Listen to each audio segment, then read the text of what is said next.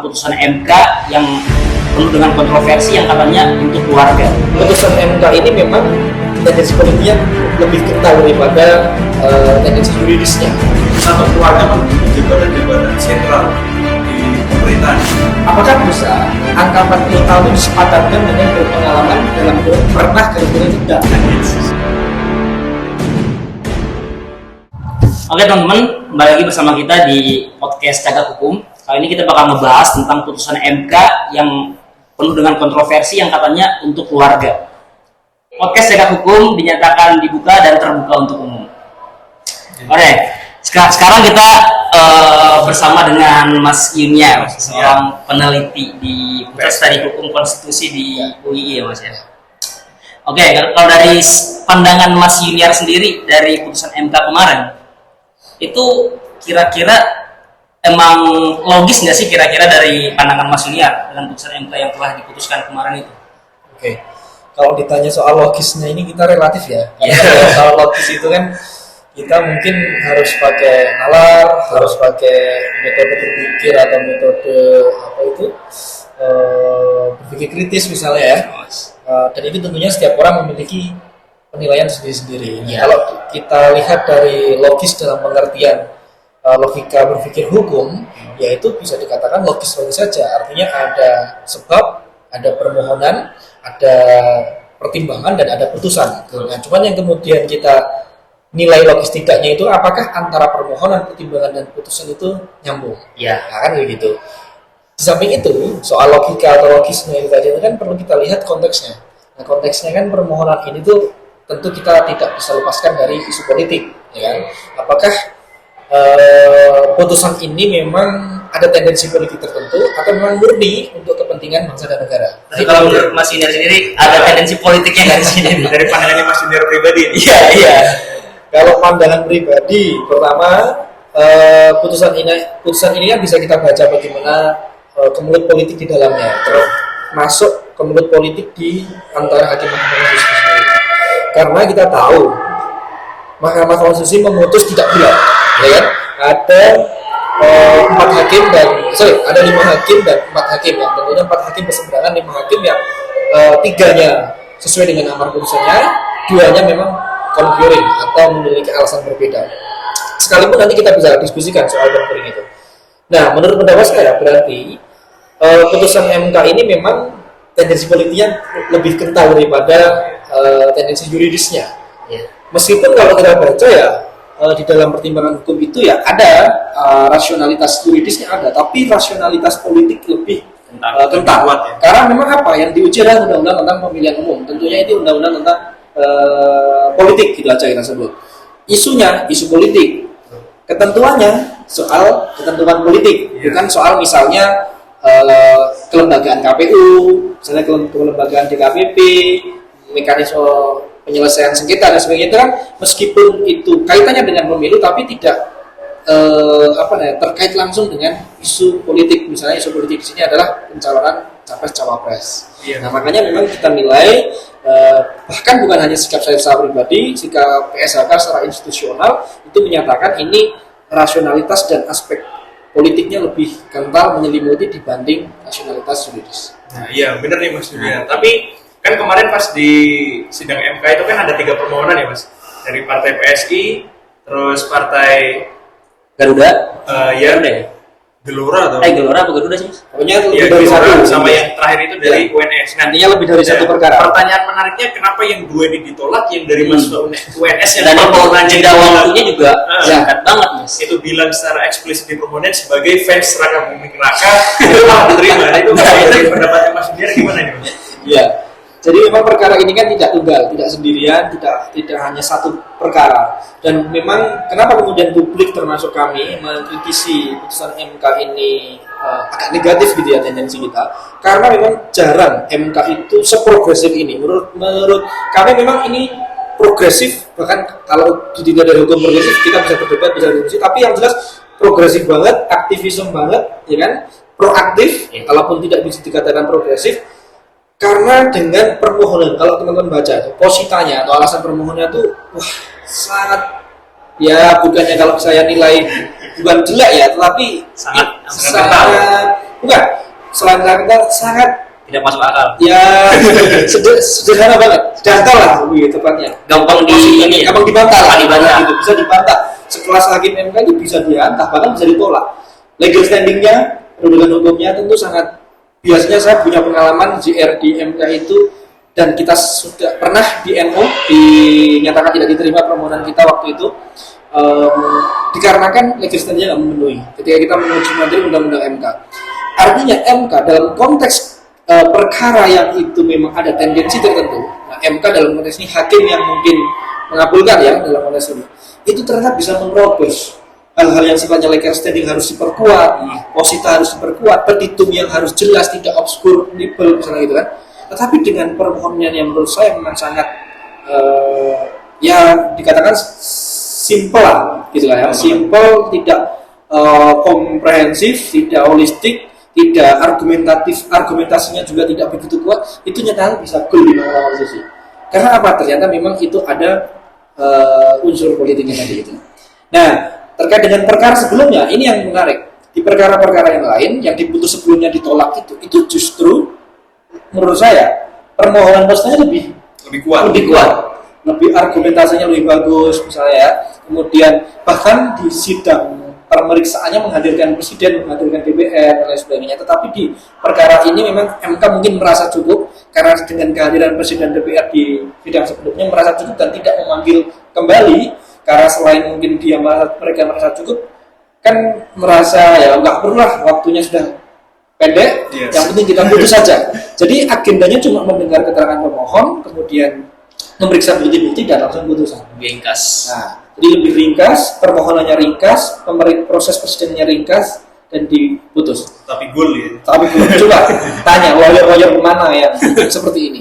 Lawyer terkenal apapun yang sukses di Mahkamah Konstitusi jarang yang perkaranya sesingkat itu, permohonannya singkat, ya tidak banyak begitu kan. Argumentasi dan legal standingnya tidak begitu kuat, tapi bisa dulu di Mahkamah Konstitusi. Bagaimana kemudian kita tidak mencurigai bahwa perkara ini memang ada unsur politik? Kira-kira begitu aja. Oke. Oh, terus ini Mas, kan tadi katanya itu kalau hakim MK itu sangat proaktif ya di sini ya. Aktivisme berarti mereka. Kalau dalam teori ya judicial activism itu. Nah, yang mau saya tanyakan Mas, itu sebenarnya kapan hakim itu bisa melakukan judicial activism, penemuan hukum, dan kapan sebenarnya hakim itu hanya sebagai negatif legislatur? Oke. Jadi sebenarnya memang MK ini unik. Kenapa dikatakan unik? Secara prinsip kan kalau Mahkamah Konstitusi itu kan hanya punya kewenangan menguji undang-undang terhadap undang-undang dasar, dan biasanya output daripada putusannya adalah menyatakan apakah norma undang-undang itu bertentangan atau tidak. Ya. Kalau bertentangan dikabulkan, misalnya kalau tidak bertentangan berarti ditolak permohonan itu. Itu prinsip dan mungkin konsep dasar awalnya. Tetapi dalam perkembangannya memang tidak hanya soal perkara-perkara yang menyangkut politik, itu memang MK melakukan kreasi-kreasi, yaitu salah satunya judicial activism. Ini juga berkembang di negara-negara lain, dan ini memang pengaruh dari pemikiran-pemikiran, forum-forum yang kemudian menjadikan MK itu lebih aktif dalam menguji undang-undang, undang-undang. Nah, kapan kemudian pertanyaannya adalah kapan MK bisa judicial activism? Itu biasanya terhadap perkara-perkara yang memang ketika itu tidak dinyatakan batal dan kemudian diberikan bahasanya proaktif begitu ya, MK proaktif untuk mendikte bahwa norma inilah yang benar, maka terjadi ketidakadilan. Jadi kalau hanya dinyatakan bertentangan, itu malah menimbulkan ketidakadilan atau malah menimbulkan masalah. Jadi MK itu melakukan tindakan proaktif. Salah satu bentuk proaktif itu kan memasuki ranah legislasi, ya kan? Dibanding dia tuh hanya sekedar negatif legislator atau menyatakan norma itu negatif, tapi dia menyatakan norma yang seharusnya seperti apa itu kan menjadi positif ya. Itu ketika kalau dinyatakan bertentangan justru malah menimbulkan ketidakadilan. Sementara kita paham ya secara mendasar pengadilan itu menegakkan hukum dan keadilan. Nah pertanyaannya, apakah judicial activism dalam perkara ini memang untuk demi keadilan? Kan begitu pertanyaannya. Silakan diuji, silakan dieksaminasi oleh publik. Kalau memang itu tujuannya hanya pragmatis, ya tentunya bisa kita permasalahkan. Tapi kalau soal judicial activism, saya kira di banyak perkara MK juga akan melakukan itu, dan tidak dibatasi oleh ruang dan waktu maupun jenis perkara apa. Tidak hanya soal perkara yang menyangkut politik maupun perkara non politik, tapi sepanjang MK menilai dan argumentasinya logis, kuat dan argumentatif di dalam pertimbangannya, dan itu tujuannya adalah untuk mewujudkan keadilan, itu memang MK seringkali melakukan judicial activism itu. Kalau soal teorinya nanti bisa belajar lah teman-teman. Iya. Tapi ini yang menarik lagi Mas, di putusan yang terakhir ya, yang diajukan oleh Mas UNS itu, yang akhirnya goal, yang tadi katanya permohonannya sangat simpel, sederhana, dan ia kurang argumentatif lah. Nah itu kan di situ ada sekitar 3 hakim yang setuju, kemudian ada 2 hakim yang concurring opinion. Nah sebenarnya ini kan kalau kita lihat dari komposisi hakim, kok bisa akhirnya dari ibaratkan 3 yang setuju, terus 2 ini yang concurring, kok akhirnya goal. Nah itu gimana ya Mas? Ya, oke. Jadi saya mungkin klarifikasi dulu sebelumnya soal permohonan perkara. Ini khawatir kalau dia di YouTube kan saya seolah menilai permohonannya jelek. Permohonan ini memang menarik. Itu kan petitumnya nggak minta sama seperti yang dinyatakan MK. Tapi MK menyatakan petitumnya itu dikabulkan sebagian. Padahal itu bukan mengabulkan sebagian, tapi mengabulkan yang lain daripada yang dimohonkan. Makanya kemarin kami menilainya itu justru melampaui daripada yang dimohonkan atau lain daripada yang dimohonkan. Bahkan itu juga dikritik oleh hakim yang dissenting opinion. Oke. Artinya apa? Sebenarnya apa yang diinginkan oleh pemohon dengan apa yang dikabulkan oleh MK itu berlainan. Nah, kembali ke soal tadi, pertanyaannya, kok bisa ada hakim yang mengabulkan sama seperti di dalam amar putusan dengan hakim yang concurring, yang pada konsep aslinya itu kan concurring itu kan sebenarnya setuju terhadap amar putusan, tapi alasnya berbeda. Pertimbangannya berbeda. Kita tahu ya itu. Kalau dissenting dia nggak setuju terhadap sikap amar putusan, bahkan bisa jadi ya alasannya jelas berbeda, nggak setuju kan? Gitu. Kalau dissenting jelas lain. Apakah dia dissenting dalam aspek legal standing atau kewenangan MK atau dalam pokok perkara? Nah, dalam perkara ini 4 hakim itu kan yang dissenting dalam konteks legal standing itu kan 1 hakim. Sementara 3 hakim itu dissenting dalam pokok perkaranya. Nah, sedangkan 5 hakim yang dikatakan mengabulkan ini, 3 hakim persis mengabulkan sebagaimana amar putusan, mengabulkan sebagian, 2 hakimnya concurring tadi itu. Nah, dalam konsep dasarnya concurring itu adalah setuju tapi alasannya berbeda. Kenyataannya dia amar putusan yang di sikap pendirinya itu juga berbeda dengan amar putusan Mahkamah Konstitusi. Jadi ini memang unik. Ya, kalaupun dikatakan lebih keras, ini ya aneh. Ya, begitu. Kenapa kok di dalam aneh Mas, bukan unik mungkin. Mungkin kalau dalam kacamata studi putusan, studi hukum ini unik karena ini sesuatu yang belum pernah ada sebelumnya dan muncul, ya kan? Baru pertama kali gitu kan. Atau mungkin kalau saya salah, barangkali ada sebelumnya dan mungkin kita tidak begitu perhatikan. Tapi ini karena disorot publik, jadi kita akhirnya perhatikan. Nah, kemudian pertanyaannya, bisa, ya kan? 5 hakim yang 3 hakim itu mengabulkan sama dengan amar putusan, yang 2 hakim concurring bahkan sampai pada amar putusan yang itu dinyatakan itu sebagai bentuk mengabulkan. Nah, banyak para praktisi, akademisi mengkritik ini. Bagaimana bisa seorang hakim yang punya alasan berbeda dan amar putusan yang berbeda itu dikatakan mengabulkan sama dengan ini. Padahal ada irisan yang berbeda. Dan concurringnya kan dia hanya menyatakan bahwa yang bisa dikatakan pernah atau sedang menjabat sebagai jabatan yang dipilih itu dalam konteks kepala daerah hanya gubernur di level kepala daerah provinsi. Sedangkan bupati wali kota dia nggak setuju. Tapi di dalam amar putusannya kan kepala daerah saja. Ya, kepala daerah memang termasuk gubernur, tapi tidak termasuk bupati wali kota menurut yang concurring. Nah, sekarang pertanyaannya, kalau secara secara praktikal memang yang concurring itu bagian dari yang mengabulkan, dan dia tidak menyatakan tidak setuju dengan amar putusan yang mengabulkan, itu problemnya. Tetapi secara kontekstual kita perlu kritik bahwa memang pada dasar putusan itu hanya didukung oleh 3 hakim saja. Nah, iya benar. Itu. Jadi legitimasi validitasnya bermasalah. Jadi legitimasi itu terkait dengan bagaimana 9 hakim itu membangun legitimasi putusan. Validitas ya tergantung daripada keabsahan daripada putusan itu. Secara validitas itu bermasalah, bisa dikritik, bisa dikoreksi juga sebenarnya. Dan biasanya itu kalau ada mungkin masyarakat atau lawyer yang kritis itu bisa diuji kembali. Karena normanya sebenarnya tidak bulat, dikabulkannya tidak bulat. Karena sebagian aja yang dikabulkan. apalagi dikabulkannya sebagian, dan kata sebagian itu lain daripada yang dimohonkan. Kalau nggak salah petitum memohon itu kan minta kalaupun tidak 40 tahun syarat usia minimalnya atau pernah berpengalaman menjadi kepala daerah, ya kan? Tapi melampauinya itu termasuk jabatan yang dipilih, kan begitu. Jabatan dipilih termasuk salah satunya adalah kepala daerah. Itu kan melampaui sebenarnya, ya kan? Meskipun konteks kepala daerahnya masih, ya kan? Nah, tapi ini yang lebih menarik lagi nih, Mas. Jadi kan posisi kan presiden itu Pak Jokowi, ketua MK-nya Pak Nur Usman, ya kan? Paman. Ya, ada iparnya lah. Posisi yang mau diajukan itu fansnya Gibran Raka Buming Raka, dan kemarin kejadian beneran ternyata dideklarasikan sebagai cawapres. Nah itu kalau menurut Mas Junior, Kalau kita tarik gas dari belakang, tujuannya memang di situ. Tercapai ya? Kalau menurut posisi Mas Junior, gimana sih? Apakah sehat di dalam negara demokrasi ada posisi yang seperti itu? Jadi satu keluarga menduduki jabatan-jabatan sentral di pemerintahan gitu.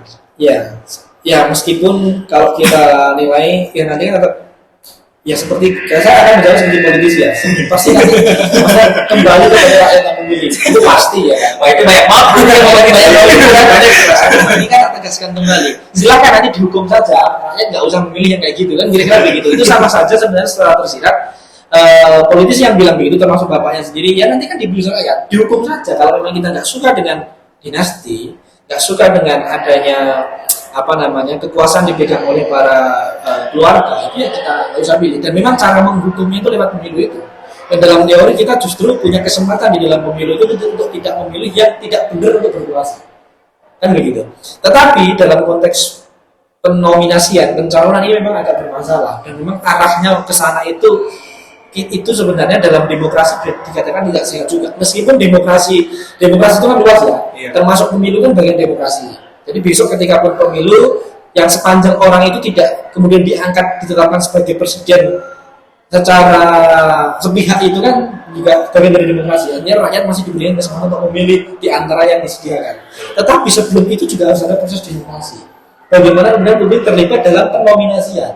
Makanya kita butuh partai politik yang melakukan kaderisasi kepentingan politik, penominasian. Bahkan ada dulu konsep konvensi partai politik. Itu konvensi partai politik itu mencari orang-orang yang kira-kira nanti bakal dicalonkan. Makanya ada bakal calon, ada calon. Bakal calon itu kan proses sebelum pencalonan. Nah, sementara ini kita jelas lihat ada proses-proses yang kurang demokratis untuk pencalonan. Nah, itu kan apalagi meskipun secara hukum legal, tetapi secara secara substansial demokrasi itu juga tidak fair lah, kayak gitu. Oke Mas, balik ke putusan lagi Mas. Ini mungkin pertanyaan teman-teman banyak banget di sosial media yang beredar Mas. Jadi banyak yang nanya itu sebenarnya ada nggak sih upaya hukum yang bisa ditempuh setelah putusan MK? Mungkin misalkan pembuat undang-undang ternyata nggak menindaklanjuti dari putusan MK itu. Apakah hal seperti itu bisa terjadi Mas? Ya. Pada dasarnya putusan MK itu tidak perlu menunggu ada revisi undang-undang sepanjang memang normanya itu jelas, yang di dalam putusan itu jelas. Karena menurut beberapa teori putusan MK itu ya setara dengan undang-undang. Apa bunyi putusan MK ya itu bunyi undang-undangnya. Jadi ketika putusan itu sudah diucapkan dalam sidang terbuka umum dan diketok, itu ya berlaku sebagaimana undang-undang. Tapi kan kalau kita lihat merujuk di undang-undang dasar kan itu jelas wewenang MK, dan di situ nggak ada dituliskan bahwasanya MK berwenang buat undang-undang. Sinilah problemnya memang. Jadi memang putusan MK yang kemudian melampaui daripada yang seharusnya tadi, artinya positif legislator ya kan, akhirnya kan mengambil ranah legislasi ya. Seharusnya itu kan diambil keputusannya oleh pembentuk undang-undang. Di Indonesia ada presiden dengan DPR kan gitu. Norma itu seharusnya, norma atau pernah garis miring sedang dan seterusnya itu kan norma yang harusnya menjadi norma legislasi kan, bukan norma yang dibuat oleh Mahkamah Konstitusi. Tapi tadi kan saya kembali, secara prinsip seharusnya putusan MK itu sekalinya diputus itu sudah berlaku sebagai undang-undang. Nah problemnya ini ada norma yang dibuat. Dan norma yang dibuat oleh MK ini akhirnya di para akademisi, para publik itu juga akan berdebat, berbeda pendapat. Apakah itu harus perlu ditindaklanjuti dulu lewat legislasi atau otomatis berlaku? Kan begitu. Nah ini kalau saya lebih berpendapat memang saya lebih condong kepada yang pertama. Seharusnya memang langsung otomatis berlaku. Saya lebih setuju bahwa tidak perlu ada legislasi. Cuman ini memang jadi problem dalam konteks-konteks norma-norma yang seperti ini tadi.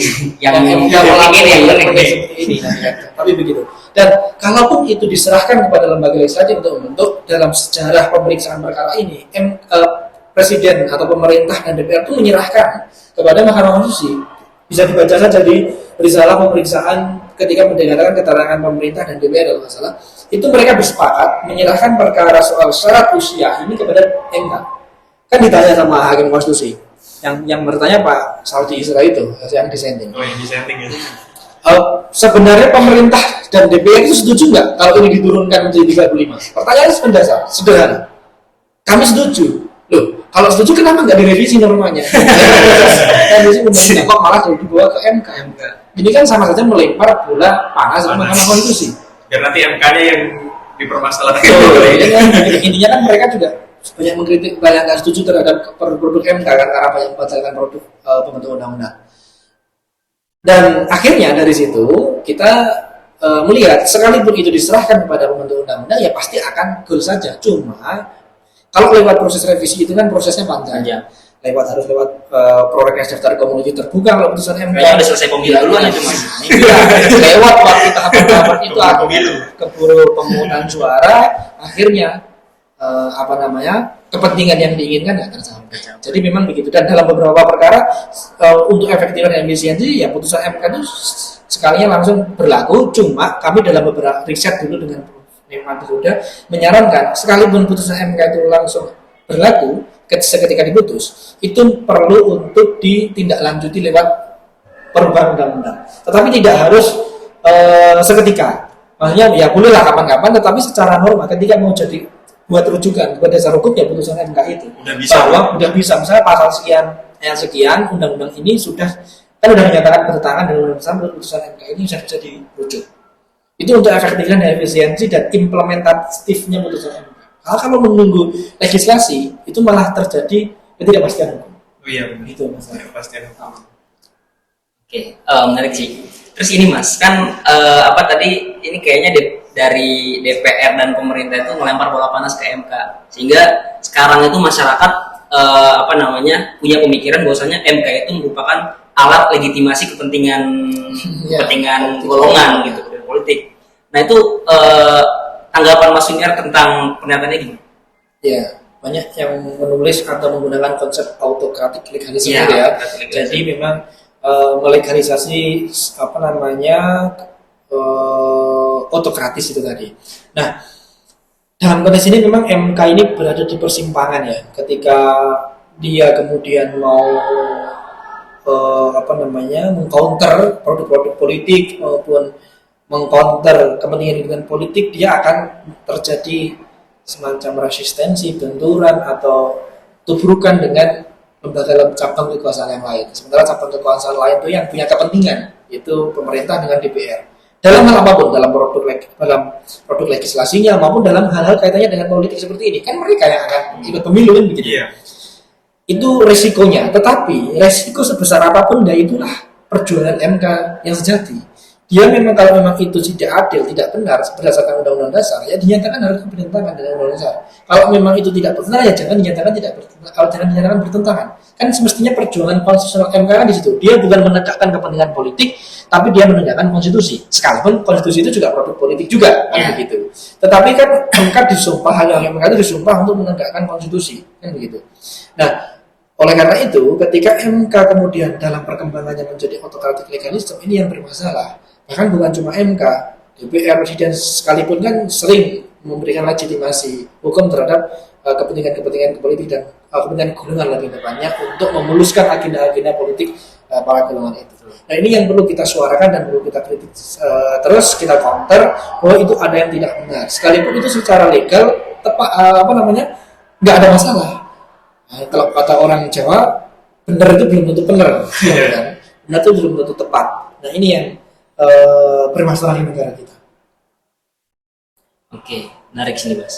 Terus kalau misalkan ini kan kita melihat sekarang dari politik ini Mas, kita masuk politik dikit ya. Jadi kan MK ini kalau menurut pandangan pribadi sih ya, itu emang ada konflik kepentingan dan MK digunakan sebagai alat untuk memuluskan atau melegitimasi kepentingan golongan. Ya. Dan karena buktinya dibuktikan sekarang itu Gibran anak dari presiden itu kan udah dicalonkan menjadi cawapresnya Prabowo. Nah sebenarnya kalau dari pandangan Mas Junior sendiri mau melihat aspek ini kenapa seakan-akan Gibran itu seperti dipaksakan gitu untuk maju? Apa yang membuat hal itu terjadi gitu? Ya, saya sebelum jawab ke sana, kalau kita objektif membaca putusan ini dan kalau kita berpositif thinking bahwa hakim MK yang mengabulkan putusan ini memang objektif dan berbicara negara bangsa dan bukan berbicara golongan, kita sebenarnya patut apresiasi putusan ini karena memang memberikan akses yang mudah bagi para anak muda untuk bisa berkontestasi dalam pilpres. Kalau dulu kan hampir mustahil ya, Sedikit, Mas. orang anak muda itu bisa berkontestasi dalam pemilu. Ya, artinya kenapa harus sekarang gitu? Kenapa harus masalah buat dia momentum, ya kan? Ya, Momentumnya. Akhirnya kan kita berbicara yang bermasalah itu kan bisa jadi momentum. Tapi dengan tolak ukur kita tadi positive thinking gitu ya, menilai secara objektif. Ini demi untuk agar anak muda itu bisa berkontestasi dalam dunia politik. Sepanjang dia berpengalaman, oke, silakan boleh. Tapi ya tetap harus diukur pengalamannya itu seperti apa. Itu makanya perlu adanya legislasi. Legislasi kan di situ berdebat. Iya. Ya kan tidak cukup lewat Mahkamah Konstitusi yang di situ hanya direpresentasikan oleh 9 hakim. Dan 9 hakim itu sebenarnya nggak mewakili kepentingan masyarakat luas kan begitu, karena mereka tidak dipilih lewat pemilu kan begitu.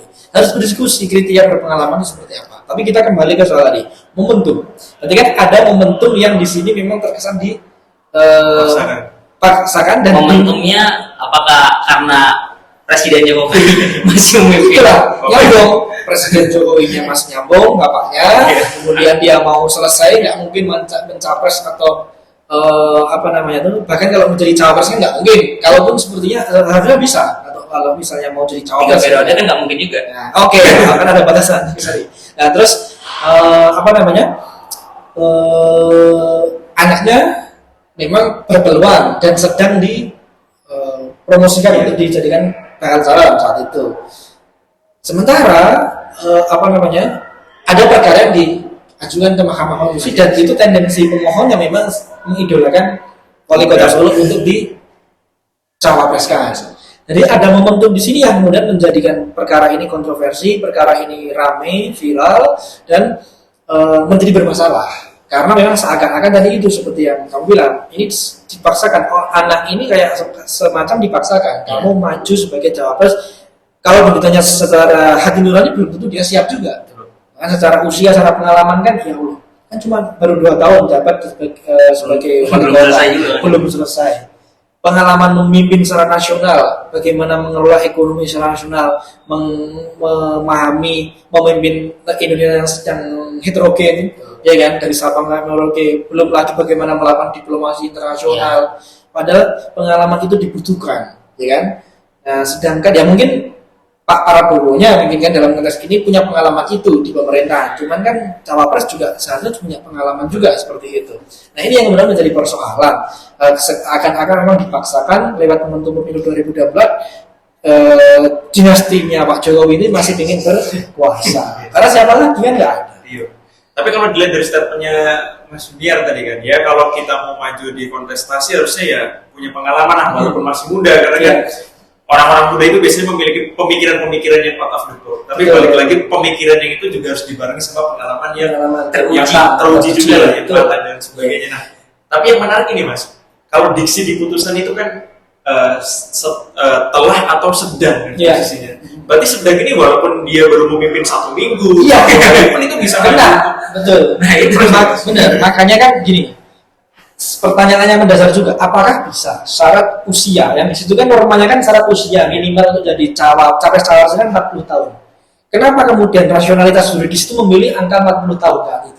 Apakah bisa angka 40 tahun itu disepadankan dengan berpengalaman dalam kurung pernah garis miring sedang? Nah itu, ya kan? 40 tahun itu apakah sepadan? Ya kan?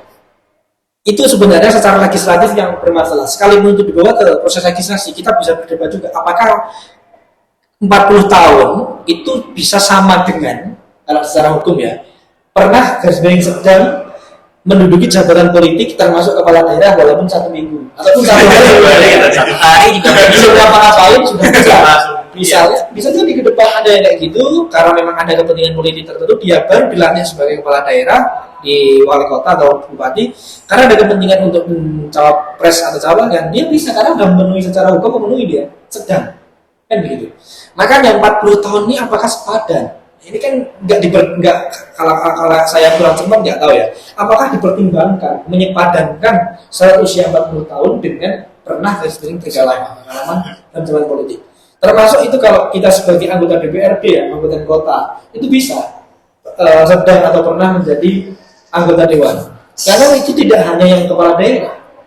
Nah, termasuk kepala desa kan dipilih. Iya, dipilih tuh. Dipilih ya, berarti bisa.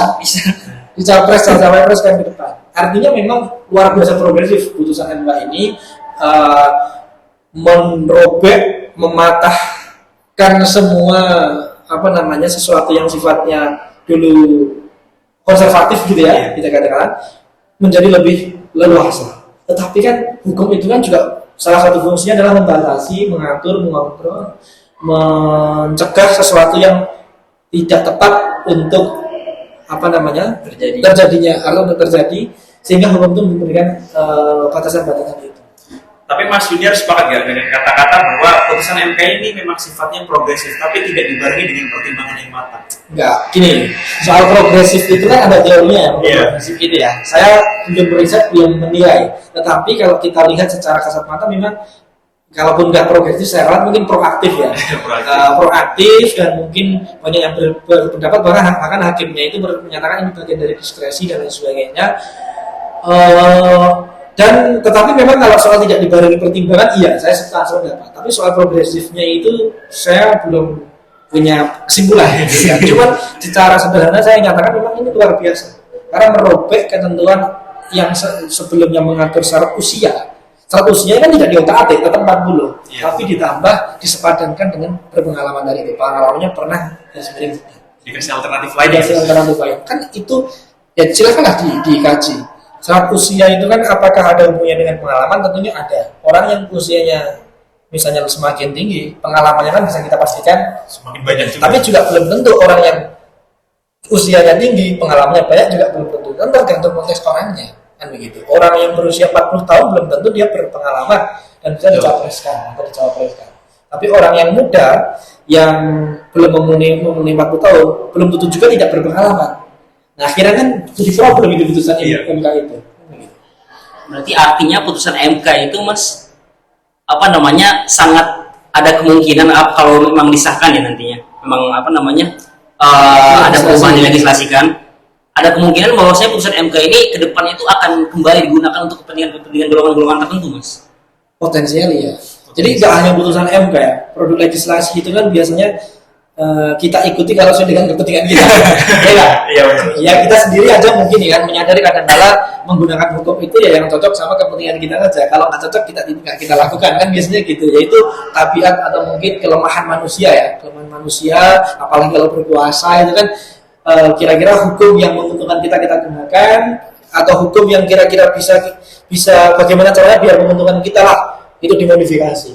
Dan memang hukum produk dunia ini kan memang konteksnya untuk memuluskan sesuai dengan kepentingan dan kebutuhan kan begitu.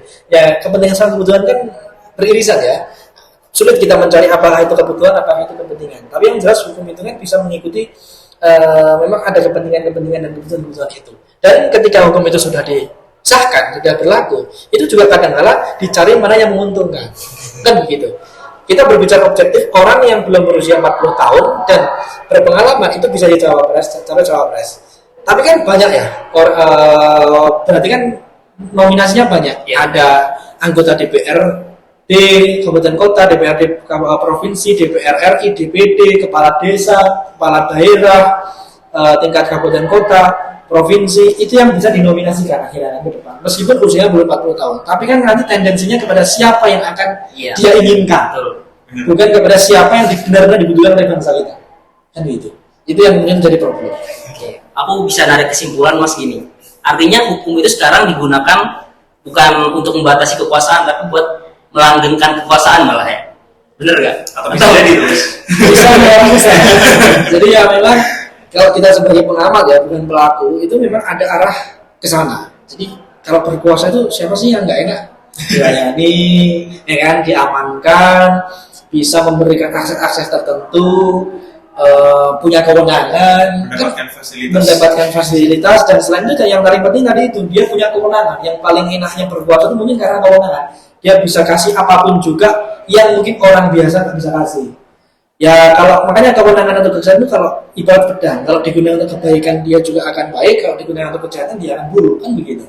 Makanya ketika kemudian hukum ini digunakan untuk melanggar kekuasaan sepanjang memang orientasinya baik itu nggak masalah. Makanya bagi negara-negara yang menganut konsep monarki gitu kan, yang kekuasaannya tidak dibatasi oleh periode tapi berdasarkan usia, menganggap ya karena kita yakin bahwa pemimpin kita, misalnya raja, itu akan membawa kekuasaan negara kita itu pada kemaslahatan. Tetapi kan jarang, ya mungkin banyak penelitian akhirnya kan muncul negara-negara republik demokrasi itu kan karena kritik terhadap kekuasaannya absolut yang sering disalahgunakan. Makanya kalau kemudian kekuasaan itu absolut langgeng, itu memang rata-rata bermasalah. Nah makanya itu di negara yang republik seperti kita, ternyata kita masih ada unsur-unsur monarkinya. Jadi memang kita tidak bisa dilepaskan dari sejarah. Kalau kata para pengamat juga itu, loh kita kan sejak dulu lahir, bukan lahir ya, sebelum Indonesia merdeka itu kan kita sudah monarki. Makanya darah-darah monarki itu masih ada menurut kita. Sekalipun kita memilih republik kan konsep barat, dari konsep individualis ya kan. Kalau monarki itu kan sekalipun konsepnya kekeluargaan itu kan, atau keluarga itu kan lebih kepada konsep gotong royong waktu itu, dan menyanjung orang yang punya kewibawaan, menyanjung orang yang punya kecerdasan untuk memimpin mereka. Tapi kalau republik itu kan konsep individualisme, pokoknya dikembalikan semua orang punya hak dan bisa memilih, bisa untuk memimpin, sekalipun orang itu bodoh sekalipun, sepanjang dia itu memang bisa dipilih itu bisa. Tapi kalau dalam konsep monarki itu kan tidak sembarang orang ada yang bisa didukung oleh rakyat sehingga dia bisa menjadi raja. Mungkin ini terakhir ya Mas ya. Tapi sekalian closing statement. Iya, sekalian closing statement juga. Terakhir nih, menurut Mas Yudi dari pribadi, putusan MK ini apakah benar untuk keluarga? Bisa dijawab konkret mungkin. Ya kalau melihat dari kenyataannya iya. Iya, kenyataannya iya. Kenyataannya itu tidak digunakan, misalnya gini. Kalau misalnya kita nggak akan berkesimpulan gitu, kenyataannya kenapa putusan MK itu tidak digunakan untuk menemunisikan misalnya Mas Emil Dardak, Wakil Gubernur Jawa Timur, yang itu juga sebagai penggugat, pemohon. Dia sebagai pemohon untuk di usia 40 tahun itu diturunkan. Kalau nggak salah Mas Emil itu juga belum berusia 40 tahun, ya kan? Dia dia waktu potensial juga kena putusan MK, tapi kenapa nggak dinominasikan? Iya. Pertanyaan dasarnya gitu. Atau misalnya siapa ya? Kalau Ridwan Kamil kan udah di atas 40 tahun ya. Siapa lagi kira-kira yang belum berusia 40 tahun, mungkin kepala daerah atau mungkin anggota dewan atau mungkin kepala desa yang belum berusia 40 tahun tapi dia berpotensi punya prestasi. Nyatanya hanya untuk Gibran, dan waktu itu Mas Gibran ini kan secara survei itu kan belum tinggi. Masa putusan MK itu disurvei entah ini dari rekayasa tidak, tinggi. Kan begitu. Bagaimana mungkin publik tidak menilai bahwa memang putusan MK ini untuk keluarga dengan realitas seperti itu? Silakan dinilai. Ya menarik ini pernyataan dari Mas Dunia ya. Berarti sangat kental dong keluarga ini. Gotong royong berarti. Kalau kita berpikir kritis, ya jernih gitu kan, begitu kan? Mestinya kan ada bakal calon yang memang seharusnya bisa kena manfaat dari putusan MK itu, tapi tidak dipilih, tidak dinominasikan, tidak dimunculkan. Kan gitu. Karena memang tendensinya sejak awal memohon sekalipun kan memang agar wali kota Solo ini bisa menjadi cawapres. Ya walaupun kita misalnya ada teman-teman yang bukan pengamat politik ya misalnya atau pengamat konstitusi, tapi sudah bisa menarik kesimpulan kalau memang ini produk ini dikhususkan untuk satu keluarga. Bahkan tidak harus kita ahli hukum, ahli ekonomi, ahli politik, orang ekonomi, teman-teman teknik, kedokteran itu bisa menganalisis persoalan ini, karena memang kita hidup bangsa itu ya apapun profesi kita pasti akan tersangkut paut dengan masalah politik. Oke, mungkin cukup sampai di sini mungkin pembicaraan kita ini sangat menarik nih pembicaraan sama Mas sendiri ini. Mungkin nanti kapan-kapan bisa lagi lah Mas di sini. Oke teman-teman, jadi gitu ternyata dari Mas Yuniar sendiri itu sangat menarik dari pembahasannya, dan Silahkan disimpulkan sendiri apakah putusan MK ini memang untuk keluarga atau bukan. Mungkin cukup sekian yang dapat kita bicarakan hari ini. Sampai ketemu di lain waktu.